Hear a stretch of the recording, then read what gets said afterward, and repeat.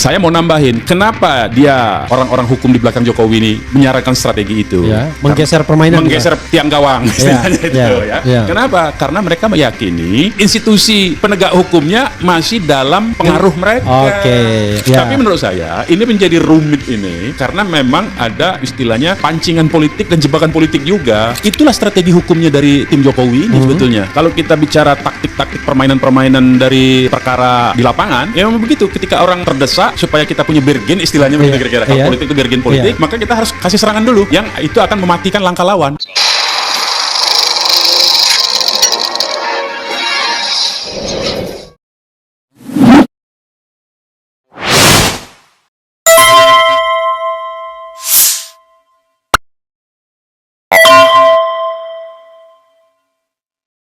Saya juga mau koreksi sekalian cara kerja polisi ini. Dia kebalik-balik sebetulnya. Yang justru sebetulnya yang delik aduan itu adalah ketika ada hak pribadi. Itu sebetulnya aduan namanya. Disebutnya itu mestinya aduan dari korban, baru bisa diproses toh syaratnya. Tapi giliran yang ini yang sifatnya delik umum, pemalsuan itu kan umum tuh, nggak perlu dilaporkan. Nggak perlu dilaporkan, sebetulnya dia bisa bekerja. Tapi jatuhnya aduan masyarakat, makanya disebut Dumas, pengaduan masyarakat. Yang ini justru sebetulnya yang dilaporkan Jokowi itu kan sebetulnya delik aduan, karena kepentingan dia pribadi toh. Baru supaya bisa diproses harus dia sendiri makanya kan yang turun melapor. Tapi disebut justru laporan. Padahal ini harusnya laporan, ini harus aduan sebenarnya. Jadi ini kita koreksi secara inilah regulasinya lah ya. Baik itu yang ini yang membuat kesalahan penerapan ini menurut saya ada di peraturan Kapolri. Jadi itu kalau di undang-undang hukum KUHP-nya sendiri maupun di KUHAP itu yang disebut aduan itu kalau ada kepentingan pribadi. Yang kalau kita melapor, kalau tidak melapor tidak bisa diproses. Makanya dikatakan delik aduan. Makanya dikatakan delik aduan. Harusnya itu disesuaikan dalam konteks perkapnya. Sementara yang laporan itu tindak pidana umum. Tidak perlu ada orang melapor, polisi bisa kerja. Nah itu dulu pertama koreksi kita terhadap regulasi teknisnya, Perkapolrinya ya, supaya kedepannya dikoreksi, tidak mempraktekkan hal yang salah. Nah yang dalam konteks dua perkara ini saya kira tadi itu kecepatan bekerjanya sama-sama penyelidikan katakanlah ya. Undangannya kan sama-sama penyelidikan kepada Kang Rizal Fadila itu kan.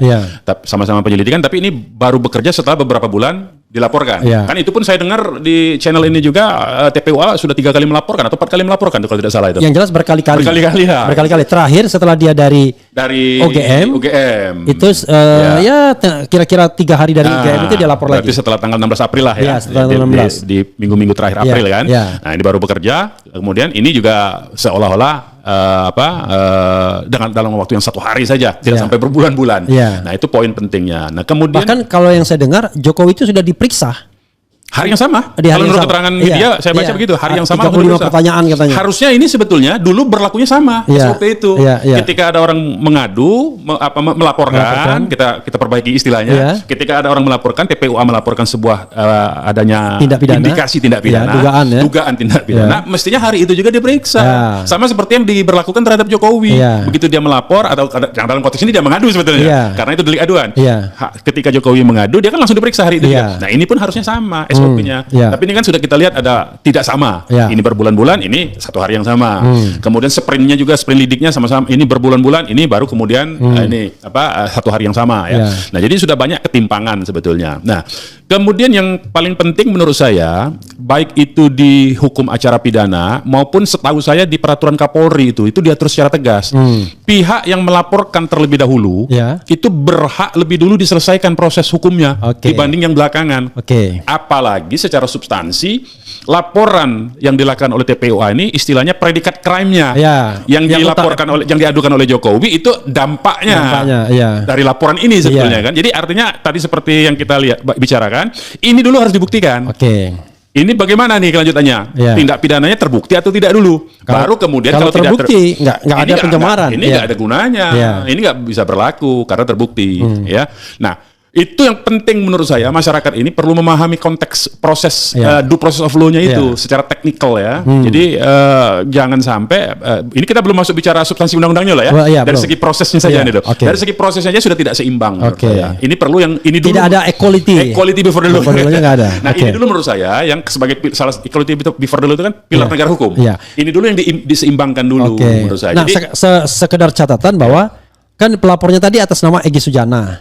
Dan yang dilaporkan Jokowi kemungkinan EST Egy Sujana. Jadi maksudnya udah benar-benar ada kaitan bentrokan, ada kaitan langsung. Betul. Jadi. Dan itu tidak boleh terjadi sebetulnya dalam sebuah proses hukum pidana itu tadi itu. Makanya saya menyarankan dalam konteks ini sebetulnya ya, perkara yang dilaporkan oleh Jokowi ini kita bicara prosesnya dulu lah. Kita belum bicara substansi pasal-pasal konten pasalnya. Secara proses sebetulnya harusnya Bareskrim ya itu menarik kasus perkara yang dilaporkan oleh Jokowi ke Bareskrim. Ya, jadi biar satu kesatuan. Satu dulu. Jadi satu lembaga dulu supaya tidak ada menimbulkan benturan ya dalam prosesnya, ditarik dulu. Kemudian Bareskrim dalam rapat internalnya ini mendahulukan laporan yang lebih dahulu dulu. Lebih dahulu dan pokok. Clear karena sebetulnya gampang saja. Kemarin saya nonton di channel ini juga, misalnya saran dari dan ini keinginan dari para pelapor di TPUA. Dilaporkan saja toh perkara ini. Karena kan laporannya jelas tuh. Dugaan sebuah dokumen yang diduga palsu. Tinggal diuji forensik, uji karbon, uji macam-macam lah, kan segala macam di lapor itu. Jokowi sudah memperlihatkan ijazah. Sudah memperlihatkan waktu melapor di Polda. Tinggal diambil aja, diminta itu atas laporan ini kami minta untuk diserahkan, untuk diuji. Kan nanti ketahuan, diumumkan. Kalau ternyata apa hasilnya kita tidak tahu, ya umumkan saja. Tidak cukup bukti misalnya. Tidak cukup bukti karena apa misalnya, atau bisa dilanjutkan karena ada dugaan. Ini sudah proses dulu itu. Clear menurut saya, tidak ramai, tidak heboh. Jadi ada lagi soal proses ini. Soalnya saya ini mau mancing-mancing yang lain. Saya kira itu dulu. Itu dulu ya. Pancingan satu ya kan, yang sepatut diduga. Dengan melaporkan itu, benar nggak cara berpikir begini? Dengan melaporkan itu, sebenarnya Jokowi ingin memindahkan permainan. Nanti di sidang itu bukan pembuktian asli tidaknya ijazah, tapi pembuktian apakah sudah terjadi pencemaran atau penghinaan atau tadi dokumen yang otentik atau tidak. Dan ijazah nggak pernah diperlihatkan. Itu yang dibuktikan saja. Itu kan disebutnya kalau kita dalam dunia advokasi, dunia praktek kepengacaraan dunia advokasi, itu disebutnya strategi hukum. Jadi memang Jokowi itu melaporkan memang bagian dari strategi hukum untuk menghambat ini sebetulnya. Jadi ini kan kalau kita bicaranya strategi hukum seperti yang Bro RH sebut tadi, ini kan satu ada strategi hukum. Nah, saya mau nambahin, kenapa dia orang-orang hukum di belakang Jokowi ini menyarankan strategi itu? Menggeser permainan, menggeser tiang gawang, Kenapa? Karena mereka meyakini institusi penegak hukumnya masih dalam pengaruh mereka. In favor kepada mereka. Iya dong. Jadi dia yakin, karena apa, mereka meyakini ini tidak akan diproses soalnya. Ini menurut saya yang jangan sampai masyarakat kita ini terlena ya. Nah makanya tadi dari awal saya sebutkan, kembali lagi kepada soal pidana pokoknya dulu yang penting. Ini nggak boleh. Makanya saya tadi sarankan ditarik jadi satu kesatuan ke Bareskrim semua. Jadi Polda tidak terlibat lagi, sehingga Bareskrim memiliki keleluasaan dan secara peraturan Kapolri, pelaporan yang lebih dahulu itu mesti didahulukan penyelesaiannya. Apalagi ini related ya. Itu berkaitan erat satu kesatuan. Karena yang satu menjadi tidak terbukti, yang lain akan menjadi gugur. Kalau yang ini terbukti, yang ini akan berpengaruh yang lain juga. Nah itu dulu. Jadi lebih enak sebetulnya. Jadi lebih memudahkan polisi juga menurut saya sebetulnya. Pancingan berikutnya adalah secara faktual laporan atau pengaduan oleh Jokowi itu tidak hanya berbasis kepentingan personalnya, pribadinya, tetapi juga dia menggunakan yang delik umum, bukan delik aduan, yaitu pasal 35 dan pasal 32. Itu kan delik umum itu. Itu delik umum itu. Nggak ada. Kalau yang 3 pasalnya pasal pribadi itu. Jadi dan itu ancamannya 12 tahun, 8 tahun. Betul. Di era Bro dulu, itu adalah cara untuk menangkap dan menahan target. Kena dengan Habib Rizik, kena dengan Sahganda dan lain sebagainya. Yang pokoknya pasal yang ancaman hukumnya di atas 5 tahun digunakan untuk menahan orang. Lepas nanti terbukti atau tidak itu urusan lain. Dalam konteks Habib Rizik nggak terbukti. Tapi sudah ditahan dari awal. Itu. Ada yang termasuk saya juga menganalisis ini kayaknya memang sengaja untuk menggunakan pasal itu agar nanti kalau seandainya situasinya kondusif, maka mereka bisa diundang tapi nggak balik lagi. Gitu. Itu bagian strategi hukum yang saya bilang tadi. Itulah strategi hukumnya dari tim Jokowi ini sebetulnya. Kalau kita bicara taktik-taktik permainan-permainan dari perkara di lapangan, ya memang begitu. Ketika orang terdesak supaya kita punya bergen, istilahnya begitu kira-kira. Kalau politik itu bergen politik, maka kita harus kasih serangan dulu. Yang itu akan mematikan langkah lawan. Nah, kalau logikanya kalau digunakan pasal 32 dan 35 itu dengan ancaman pidana yang berat di pasal 40 dan 50 sekian, 45 sekian gitu ya. Itu tentu saja orang yang dilaporkan, yang 5 orang dilaporkan oleh Jokowi, itu bisa ditahan masalahnya.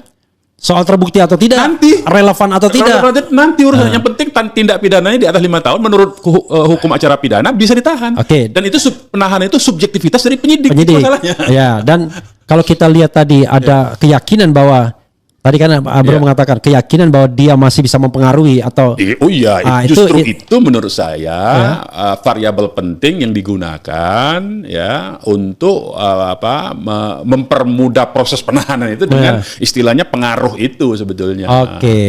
Kalau nggak ada itu ya dia nggak berani juga. Nggak berani juga. Saya kadang-kadang mohon maaf nih, kadang-kadang ya dalam konteks ini kok kayaknya curiga gitu. Jangan-jangan malah diajarin. Ya bisa jadi karena kan yang pengalaman soal begitu kan kalau yang gitu, praktisinya iya kan. Nah, yang begitu-begitu kan susah juga kita. Ada soal lain ya yang terkait dengan siapa saja yang perlu dilaporkan. TPUA hanya melaporkan Jokowi karena dia konsentrasi pada tindak pidana ijazah palsu atau pemalsuan dokumen secara umum.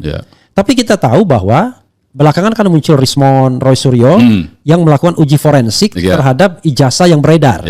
Nah, ijazah yang beredar itu diklaim sebagai ijazah asli Jokowi oleh kader PSI.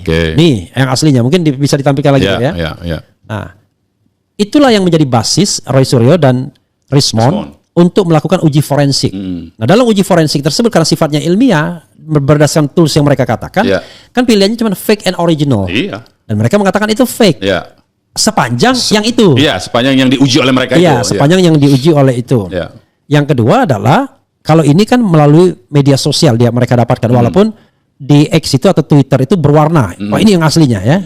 Kelihatan Bro ini ya. Nah ini. Nah, paham. Ini tidak bersumber dari Jokowi menurut Dian Utama kader PSI. Tapi dari seseorang. Yang diperkirakan seseorang itu memberikan file. Walaupun file berwarna kan. Nah, dia klaim sebagai biar nyenyak tidurnya atau mau lebaran dan lain sebagainya. Nah, pertanyaannya adalah yang kalau skripsi beda lagi. Skripsi itu langsung dia mendapatkan fisiknya. Jadi primer kan? Primer. Nah, di situ juga kemudian kesimpulan Roy Suryo dan Sianipar mengatakan itu pun fake juga. Nah, salah satu alasan fake-nya karena penggunaan Times New Roman. Font font itu yang menurut beliau nggak ada. Roy Suryo mempermasalahkan lembar pengesahan, tanda tangan dan lain sebagainya. Jadi mereka itu mendapatkan langsung kan. Nah, tetapi dalam konteks ini, kalau kita balik lagi pada ijazah palsu, menurut pengalaman Bro Munarman, apa yang sebaiknya dilakukan? Karena selalu orang bertanya kan, kalau Anda menuding ijazah palsu, emang Anda pernah lihat? Ya kan? Emang Anda pernah pegang? Ketika ditanyakan ke Roy Suryo, ya yang itu sepanjang yang disampaikan yang di-upload PSI, itu kan? Yang PSI itu. Yang di-upload itu. Tapi artinya. Kan sekarang Jokowi berteka-teki. Ya kan, mengatakan itu nggak jelas, pengacaranya juga nggak mengatakan itu, tapi itulah yang ditampilkan oleh kader PSI dan waktu ada pertemuan alumni di UGM yang dimunculkan backgroundnya. Nah lalu Rismon melakukan itu. Silakan Anda mengkonstruksikan sesuatu dari pemaparan saya yang bingung ini. Nah jadi kalau memang laporan Jokowi dengan menggunakan pasal 32, 35, ya kan? Harusnya yang dijadikan calon tersangka orang yang mengupload di akun medianya pertama kali sama yang menampilkan di acara reuni UGM itu. Karena itu basisnya. Jadi itu, basis analisa dari Rismon itu kan dokumen itu toh. Nah, sementara yang diubah-ubah itu kalau ada dugaan penggunaan pasal 32 dan 35 mengubah, mentransmisi, menyimpan, menghilangkan, seolah-olah otentik. Kan itu yang kena seharusnya. Artinya orang yang menampilkan di UGM atau orang yang kedua yang mengupload ke media sosial. Media sosial itu bukan ini. Dia kan cuma menilai dari hasil upload. Nah, itu kekeliruannya. Jadi menurut saya ini akan jadi pukulan balik kalau hukumnya bekerja dengan benar. Sekarang kita bicara mengenai ini kan bukan delik aduan di Barreskrim itu. Kan walaupun yang dilaporkan Jokowi, tapi kan dia bisa saja menemukan tersangkanya. Makanya saya bilang itu ditarik. Kalau ditarik oleh Barreskrim semua. Ada satu kesatuan. Satu kesatuan. Pasal 32 dengan 35 itu bisa menjadi justru pasal untuk menyelidiki yang upload itu. Jadi inilah sebetulnya menurut saya desakan dari publik ini sebetulnya satu menarik kasus perkara lapor aduan yang di Polda Metro ke Bareskrim, kemudian mendesak Bareskrim untuk menggunakan perkap bahwa siapa yang melapor duluan dia yang harus diselesaikan lebih dulu. Apalagi ini pohon utamanya. Apalagi ini pidana pokoknya, pohon utamanya. Yang ketiga tadi adalah pasal 32 dan 35 itu justru harus digunakan untuk orang yang mengupload menggunakan sarana elektronik. Karena kan semua sama-sama tidak pernah menggunakan dokumen fisik toh dalam soal ijazah kecuali yang soal skripsi kan. Nah, jadi itu yang mesti diproses menurut saya. Jadi biar bisa makanya sebetulnya ini kalau persoalan ini tidak ada motif politik tertentu, saya akan keluar dari masalah hukum dulu sedikit ya. Saya akan lompat sedikit dari luar masalah hukum. Kalau ini tidak ada motif politik tertentu, maka sebetulnya ini secara hukum normatif, tidak kita campur dengan politik. Ini sebetulnya polisi gampang, mudah. Ibaratnya ini bukti-bukti udah ada semua. Kalaupun dia udah bertebaran sebetulnya. Lalu kemudian apalagi sudah diperlihatkan gitu. Oleh si pelapor, oleh si pengadunya sendiri kan, tinggal diminta saja sebetulnya. Dan langkah berikutnya sebetulnya nggak perlu banyak-banyak manggil orang, forensik aja.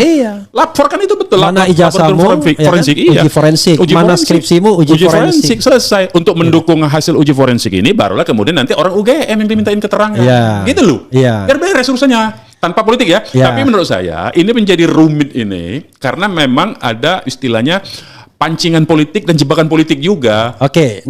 Ini di luar soal itu, makanya saya bilang kita berhentikan dulu soal hukumnya selesai ya. Clear, mudah-mudahan clear soal hukumnya. Nah, sekarang kita bicara tentang pancingan politik, kegaduhan politik dan lain sebagainya. Ada sementara orang yang mengatakan bahwa bisa jadi sebenarnya Jokowi punya semua itu. Nah, itu ada timbul analisa seperti itu kan. Ada yang aslinya. Dan itulah yang dia akan bikin kick nanti ketika nanti ada puncaknya pada perhelatan puncak, kan begitu. Nah, sekarang dia nikmati aja permainan ini sebagai panggung dia untuk barangkali ada mengatakan tidak post power syndrome. Jadi kalau saya nyebutnya reproduksi kekuasaan. Reproduksi kekuasaan. Jadi mata kamera tetap ke beliau. Itu. Sejauh mana keyakinan Anda kalau seandainya ada analisis seperti bukan keyakinan, analisis Anda. Analisis. Kalau kita lihat dari analisisnya kan kita akan bermula ini kan peristiwa terjadi sejak lama ya. Saya nggak lupa tahun berapa. 2018. Gus Nur pertama itu Bambang Tri. Iya, itu 2018. Jokowi undercover 2. Yang pertama dong.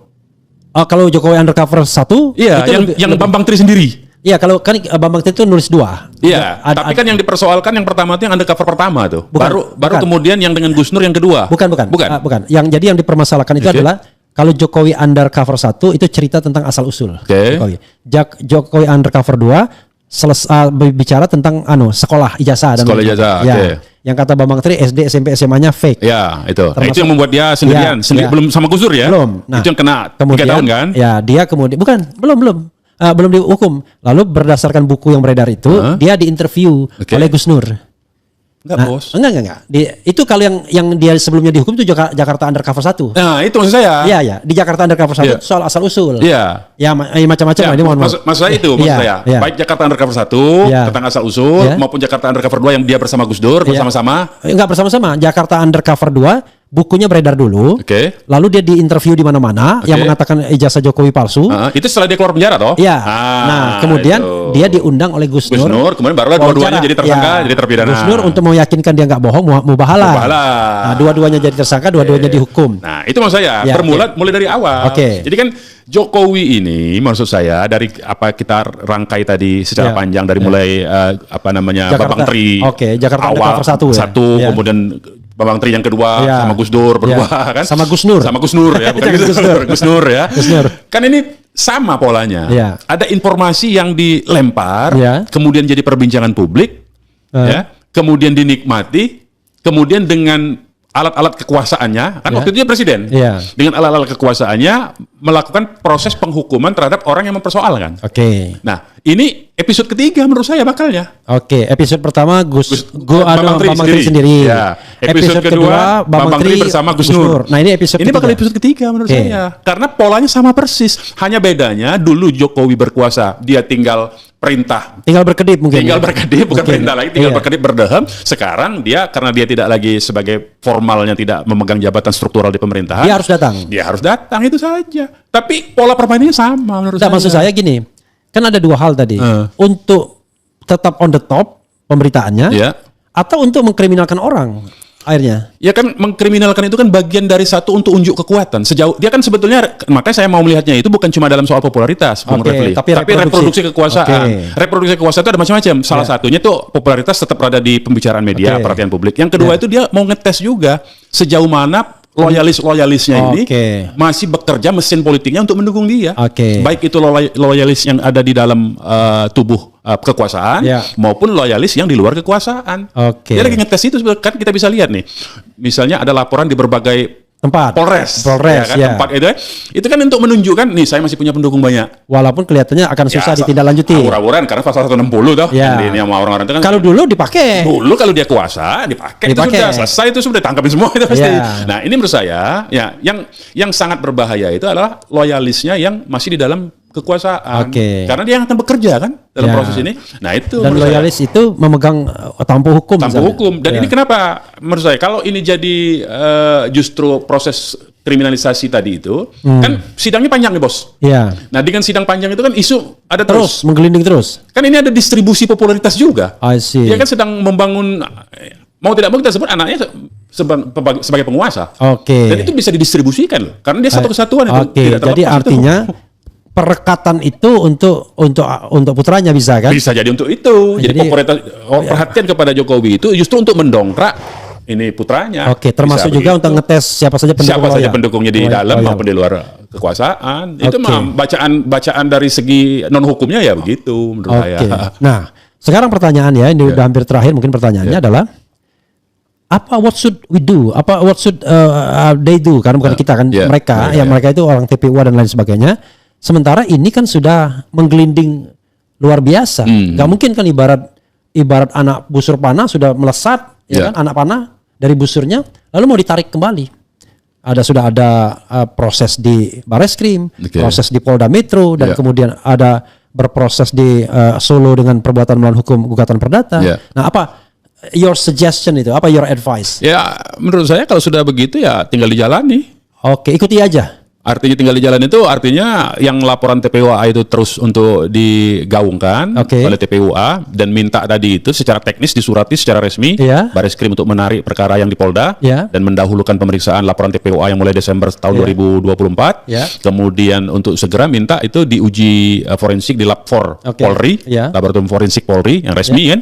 Kemudian lepas dari situ hasilnya apa ya itu harus dihadapi menurut saya, tinggal itu. Tetapi sekali lagi tadi ya soal independensi. Kan tadi menggunakan alat-alat kekuasaan lapor dan lain sebagainya. Itu masalahnya. Justru itu problem terbesar negara kita ini. Aparatur birokrasi penegak hukumnya ini itu tidak independen kan. Dia tidak berdiri di ruang kosong dan tidak memiliki menurut saya baik itu karakternya, budayanya ya. Dia memang bagian secara struktur politik, struktur pemerintahan itu kan memang institusi negara. Tapi kan institusi negara ini kan dia diangkat juga secara administratifnya ya. Kapolri kan diangkat oleh presiden. Tidak hanya diangkat, dipilih. Ditunjuk SK-nya dari presiden, kira-kira begitulah. Dan dia yang milih. Presiden yang milih kan. Jadi artinya memang tidak bisa lepas dan membutuhkan seorang yang sangat luar biasa menurut saya kalau mau bekerja independen. Jadi memang kita juga tidak bisa sepenuhnya menganggap institusi negara itu di ruang hampa ya. Tapi juga kita harus ingatkan bahwa mereka juga terikat dengan tanggung jawab sumpah sebagai aparatur negaranya, bukan sebagai alat politiknya. Tinggal itu sebetulnya peluang yang bisa kita ingatkan terus-menerus. Jadi kita ini bekerja itu di sisi moralitasnya sebetulnya. Karena saya berpikir ada kemungkinan skenarionya adalah laporan tidak ditindaklanjuti TPUA karena bukti tidak cukup. Bisa sangat mungkin. Tetapi laporan yang ditindaklanjuti karena ini tidak membutuhkan soal ini ijazah soalnya. Pembuktian palsu atau tidak. Pokoknya ini lo sudah lakukan benar nggak lo mengupload benar nggak menyatakan pernyataan ini, tinggal itu aja. Kalau makanya ujungnya kan menggeser permainan, menggeser tiang gawang kalau istilah kawan-kawan itu.